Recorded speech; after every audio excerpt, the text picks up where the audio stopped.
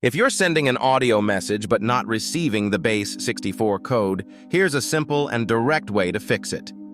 What happens is, when the message arrives in the flow, it triggers a link along with the message ID.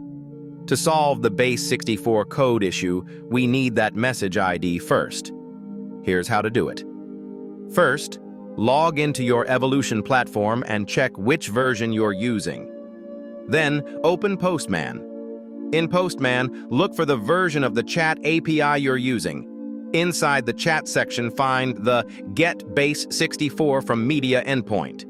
Make a post request using your base URL and your instance ID. You'll get a response with the code you need.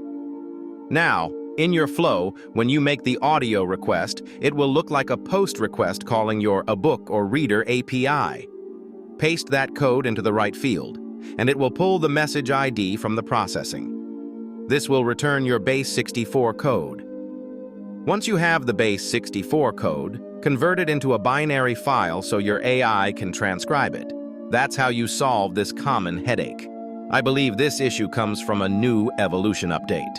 So if you're facing this problem, this is how you fix it. If this helped you out, don't forget to like the video and subscribe to support the channel.